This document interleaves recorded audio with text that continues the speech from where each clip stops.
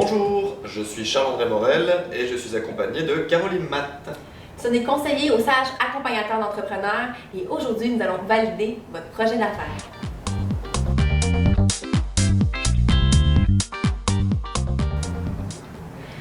En premier lieu, avant de valider si votre projet comble un besoin sur le marché, il faut absolument savoir si ça comble vos besoins. Donc, est-ce que c'est un projet que vous voulez faire à temps plein? Est-ce que c'est un projet que vous voulez faire à temps partiel? Également, il y a plusieurs autres questions super pertinentes à se poser. Est-ce que, premièrement, c'est un projet qui vous passionne? Est-ce que c'est quelque chose qui vous intéresse? Est-ce que vous avez un intérêt au projet? Également, des questions un peu plus particulières. Par exemple, quel est le salaire que vous voulez verser par année? Combien d'heures vous êtes prêt à consacrer dans votre entreprise ou votre projet d'affaires? Donc, c'est super important de savoir ce que vous voulez concilier travail, projet, famille. Donc, ça aussi, c'est d'autres questions à se poser. Également, il faut savoir si vous avez les ressources nécessaires pour démarrer votre projet d'entreprise. Donc, par exemple, si vous voulez démarrer un restaurant et que ça coûte 1 million de dollars à démarrer, est-ce que vous avez les ressources financières pour le démarrer? Également, il faut savoir si vous avez l'expertise. Donc, par exemple, si vous voulez créer une école de danse, est-ce que vous avez déjà été danseur professionnel? Également, il faut savoir aussi très bien s'entourer. On sait, en tant qu'entrepreneur, il faut avoir un très bon réseau de contacts parce que c'est sûr qu'on ne démarre pas notre entreprise seule.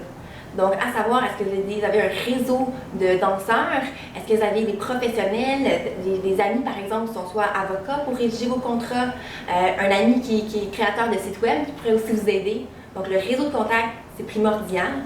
Et si vous ne l'avez pas, mais c'est pas grave, entourez-vous d'une autre personne qui a ce réseau de contacts-là. Maintenant que vous avez validé vos besoins personnels par rapport à votre projet, il va falloir étudier les 5 points importants qui vont graviter autour de votre projet. Le premier de ces points, c'est votre mission et votre offre de service. Quelle est la mission de votre entreprise? Qu'est-ce que vous voulez faire avec votre projet? Qu'est-ce que vous voulez offrir comme service? Qu'est-ce que vous voulez offrir comme produit? C'est un des premiers points importants à déterminer avant d'aller plus loin dans la description de votre projet d'affaires. Par la suite, vous allez étudier votre marché. Alors qu'est-ce qu'on entend par étudier son marché? D'une part, c'est connaître l'ensemble des règles qui régissent votre milieu d'affaires. C'est est-ce qu'il vous faut un permis par exemple pour démarrer votre projet? Est-ce que vous avez besoin d'autorisation spécifique? Est-ce que vous avez besoin d'assurance? Par la suite, connaître bien votre secteur d'activité. Qui sont les acteurs principaux? Est-ce qu'il y a des incontournables, des fournisseurs, des partenaires qui sont vraiment incontournables et sans lesquels vous ne pourrez pas aller plus loin dans votre projet? Il faut le mettre en évidence. Le dernier point également, c'est mettre en évidence l'opportunité d'affaires. Comment votre offre de service ou de produit va vous permettre d'aller chercher votre clientèle, qui sera l'objet justement du troisième point de votre étude de marché, déterminer votre clientèle cible. Alors c'est quoi une clientèle cible? À qui allez-vous vous adresser? Des professionnels? Des particuliers? Si ce sont des professionnels, est-ce que ça va être une entreprise de plus de 50 employés, de moins de 50 employés? Quel sera son chiffre d'affaires? Où va-t-elle se situer? Ça sera exactement la même démarche effectuée pour une clientèle de particuliers. Quelle catégorie sociale? Est-ce que vous avez une idée du revenu des personnes que vous allez aller chercher? Toutes ces questions, vous devez vous les poser. C'est primordial de bien cibler son entreprise, cibler sa clientèle, pardon. Parce que cibler tout le monde, c'est cibler personne en même temps. Donc il faut vraiment être en mesure d'aller chercher la clientèle qui va être intéressée par vos produits ou vos services. Vous connaissez désormais votre marché? Super! Maintenant, il va falloir déterminer l'ensemble des stratégies marketing qui vont être reliées à votre projet. La première d'entre elles, dans les stratégies, c'est la stratégie de produit. Quels sont les bénéfices que chaque client va retirer de vos services ou produits? C'est essentiel de le mettre en avant pour que vous puissiez communiquer de la meilleure des façons auprès de votre client. Deuxièmement, comment vous allez distribuer vos produits ou vos services? Est-ce que les clients viennent directement chez vous? Est-ce que vous vous déplacez chez le client? Est-ce que c'est un commerce en ligne? Comment ça se passe au niveau distribution de vos services et produits? Troisième stratégie, les prix. Quels sont les prix que vous allez pratiquer sur le marché? Est-ce que vous avez un prix unitaire? Est-ce que vous avez un prix à l'heure? Est-ce que vous avez des forfaits? Plus on vous prend d'heures, moins ça va vous coûter cher à votre client. Comment vous allez déterminer l'ensemble des prix qui sont reliés à vos produits et services? Pour enfin déterminer votre stratégie de communication. Comment vous allez communiquer auprès de votre clientèle? Quels vont être les outils adaptés à votre clientèle? Si vous utilisez les réseaux sociaux, êtes-vous sûr que votre clientèle utilise ces réseaux sociaux pour venir connaître le genre de produits ou de services que vous allez commercialiser? C'est essentiel. Donc adaptez votre stratégie de communication. Réseautage, réseaux sociaux, site web, publicité dans les journaux, Il y a énormément de possibilités qui existent. Choisissez les possibilités les plus adaptées à votre marché.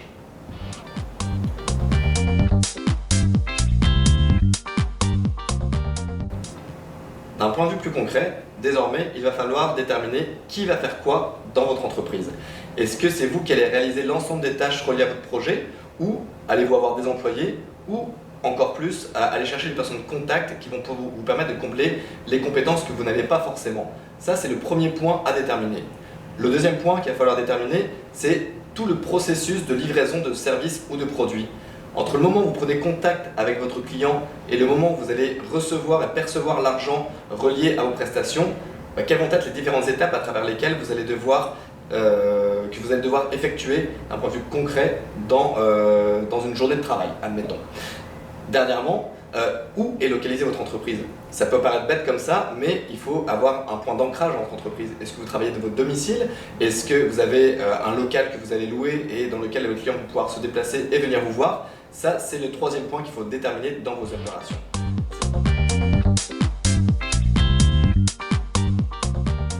Le dernier des 5 points qui gravitent autour de votre projet vont être les prévisions financières. Alors les prévisions financières vont être basées sur plusieurs choses. D'une part, votre étude de marché. Vous allez valider certaines hypothèses que vous avez mises en place dans votre étude de marché via vos prévisions financières. Vous avez adapté un prix par rapport à vos services et vos produits. D'un point de vue raisonnable, qu'est-ce que vous allez pouvoir mettre en place par rapport à ça? Ça reste des prévisions, ce n'est pas une science exacte, mais le but c'est de vous donner une ligne directrice pour savoir comment vous allez pouvoir opérer, quels revenus vous êtes en mesure de pouvoir espérer la première, la deuxième et la troisième année. En parallèle à ça, vos revenus, il faut être en mesure d'évaluer vos dépenses. Si vous avez un local, comme on le disait tout à l'heure, ce sont des dépenses supplémentaires. Si vous voulez créer un site web, ce sont des dépenses supplémentaires. Si vous faites appel à des sous-traitants, ce sont des dépenses supplémentaires. Tout ça, les revenus moins les dépenses, vous permettra de dégager votre profit brut avant impôt. Et puis qu'après, ce sera votre profit net après les impôts qui pourra potentiellement représenter votre revenu personnel ou de l'argent que vous allez pouvoir réinvestir dans votre projet. Les 5 points qu'on vient de voir là représentent vraiment le cœur d'un plan d'affaires.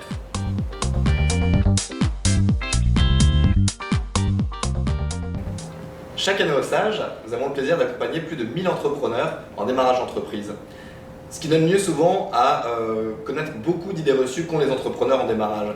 Donc, s'il y a 10 conseils à vous donner en démarrage, ce serait cela. Donc, le premier conseil, c'est que plusieurs personnes qui viennent nous voir et disent « Mon projet, c'est un secret ». Écoutez, votre idée d'affaires, il y en a plusieurs qui ont eu la même idée. Une idée, ça fait partie environ 1% de votre projet d'entreprise. Ce qu'il faut comprendre, c'est que c'est dans l'exécution qui va faire en sorte que vous allez vous démarquer de la compétition et de la concurrence. Donc l'important, c'est d'en propager votre idée, en parler à plus de monde possible, puis vous allez voir, vous allez être surpris de combien de personnes peuvent vous aider. Deuxième conseil, c'est ne passer pas trop de temps à théoriser votre projet, à penser à votre projet. Allez sur le terrain, validez votre idée, parlez de votre idée et voyez justement s'il y a des personnes qui sont potentiellement intéressées par votre projet d'affaires et par votre idée. Le troisième conseil, c'est que votre client, ce n'est pas tout le monde. Il faut savoir le cibler. Et c'est d'ailleurs ce pourquoi dans le plan d'affaires, vous allez voir l'étude de marché, bien cibler sa clientèle. C'est qui? Ce sont des hommes, des femmes, ils ont quel âge, où ils sont situés. Donc mieux vous allez cibler votre clientèle, mieux vous allez cibler votre marketing, ça va coûter moins cher pour acheter de la nouvelle clientèle et faire des ventes. Quatrième conseil, c'est de ne pas passer trop de temps à travailler votre prototype, votre produit ou votre service. Passez à l'action. C'est la seule façon pour vous de pouvoir comprendre ce qui va marcher de ce qui ne va pas marcher. Le cinquième conseil, c'est est-ce que le bouche à oreille, c'est une stratégie d'affaires? La réponse est non. Le bouche à oreille, oui, c'est bien. Si c'est positif, tant mieux, vous avez des clientèles grâce au référencement. Par contre, vous n'avez aucun contrôle là-dessus. Donc, ce qu'on vous suggère, c'est d'avoir d'autres stratégies où est-ce que vous avez le contrôle. Par exemple, les Google AdWords, faire des salons ou vendre par vous-même un client à la fois. Beaucoup de personnes viennent nous voir en disant « Ah j'ai un nouveau service, un nouveau produit, j'ai pas de concurrence ». Est-ce que vous en êtes vraiment sûr? Il y a plusieurs types de concurrence. Concurrence directe, qui pourrait être des personnes qui proposent les mêmes services ou les mêmes produits que les vôtres, et également une concurrence indirecte. Concurrence indirecte, ça va être des personnes qui vont non pas proposer le même service ou produit que le vôtre, mais qui vont répondre aux mêmes besoins. Et ça, c'est une concurrence qu'on a tendance à ne pas trop identifier et qui est vraiment présente. Donc faites bien attention, on a souvent la concurrence, même quand on ne pense pas. Maintenant, le septième conseil, c'est quoi l'élément le plus important de votre entreprise? Ce sont les ventes et les ventes. Ce qu'il faut comprendre, c'est que les ventes, c'est comme l'oxygène pour l'être humain. Vous avez besoin des ventes pour faire vivre votre entreprise. Huitième conseil, c'est souvent les entrepreneurs ont tendance à surestimer leurs ventes et sous-estimer leurs coûts. Gros piège à éviter. Maximisez au maximum vos coûts et minimisez vos ventes. Ça vous permettra d'une part d'avoir un scénario pessimiste de votre projet d'affaires en démarrage et de vous assurer de dire est-ce que je suis déjà viable avec mon scénario pessimiste. Maintenant, le neuvième conseil, c'est que souvent, quand on est entrepreneur, on est très ambitieux. On veut exporter le plus tôt possible, on veut diversifier nos produits le plus tôt possible. Mais c'est une grave erreur parce que si vous n'avez pas réussi à consolider et que vous ne pouvez pas combler la demande supplémentaire, eh bien, vous allez avoir bien des problèmes. Donc, s'il vous plaît, ayez une expertise, commencez petit, puis petit à petit, vous allez grandir une étape à la fois. Dernier point, le dernier conseil, c'est que le marché sur lequel vous allez évoluer est en perpétuel mouvement. Il faut être en mesure de s'adapter. C'est essentiel quand on est en affaires. Rien n'est jamais coulé dans le béton. Il faut être au courant de toutes les évolutions, de tous les nouveaux arrivants, de toutes les nouvelles tendances de votre marché pour pouvoir vous adapter et toujours continuer à suivre la courbe de votre marché et continuer à avoir des clients en permanence. Donc, n'oubliez pas nos 10 conseils judicieux. Mettez-les en exécution, vous allez voir, ça va bien aller.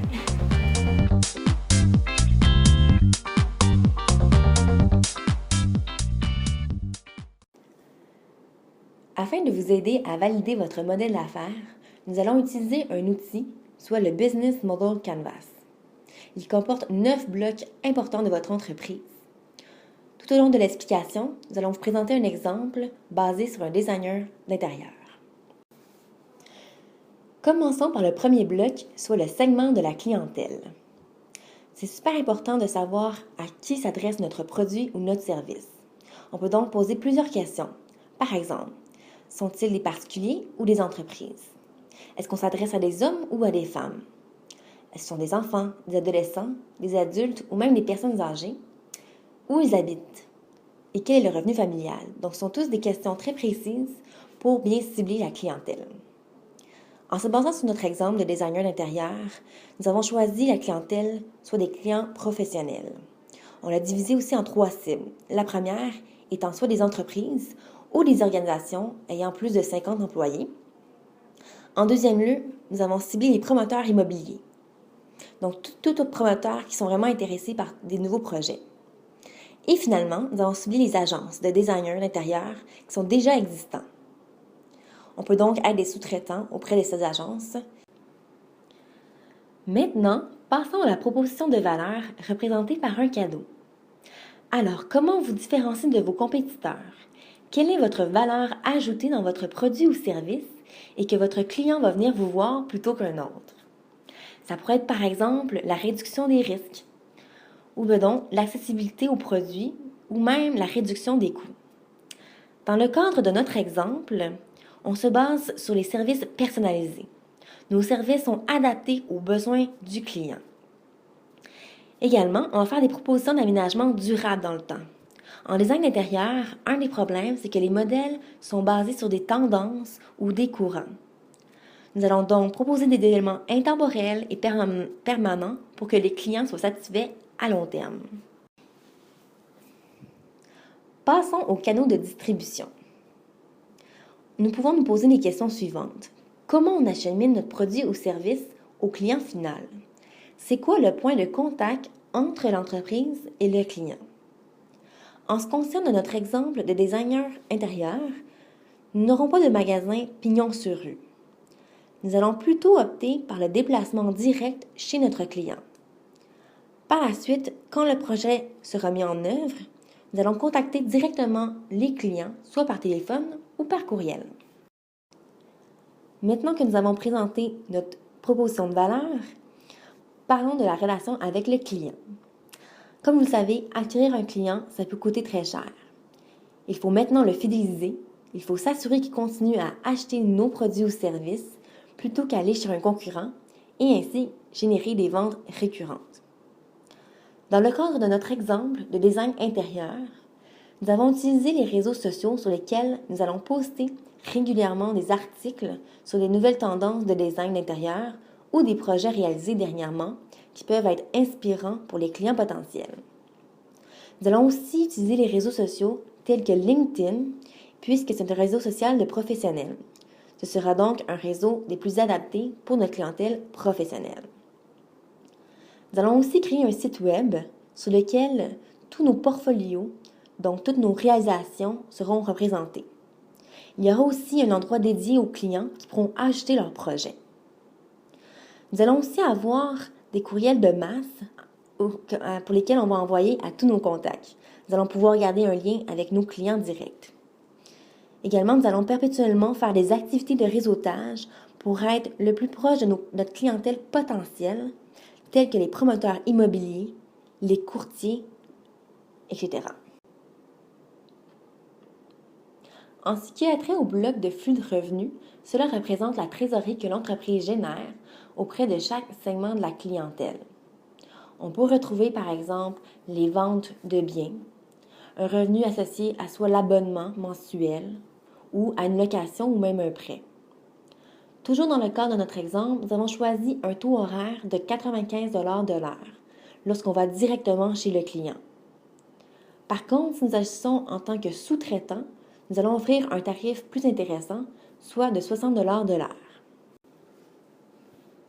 Jusqu'à maintenant, nous avons présenté la première partie, soit celle que les clients peuvent observer.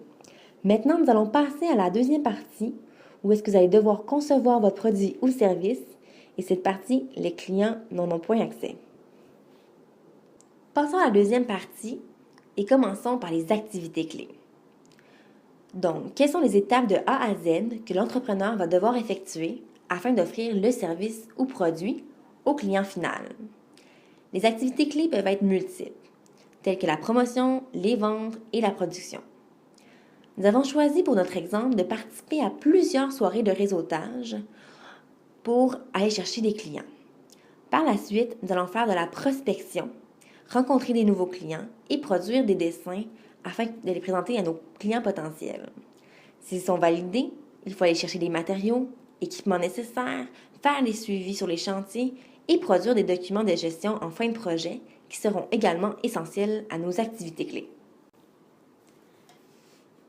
Maintenant, nous avons déterminé les activités clés. Passons aux ressources clés. Donc, qu'est-ce que vous avez besoin pour que votre service ou produit voie le jour? Il y a différents types de ressources. On retrouve par exemple la ressource matérielle, comme un bail, des fournitures de bureau, un ordinateur portable. Il y a aussi les ressources humaines, comme des employés ou des travailleurs autonomes.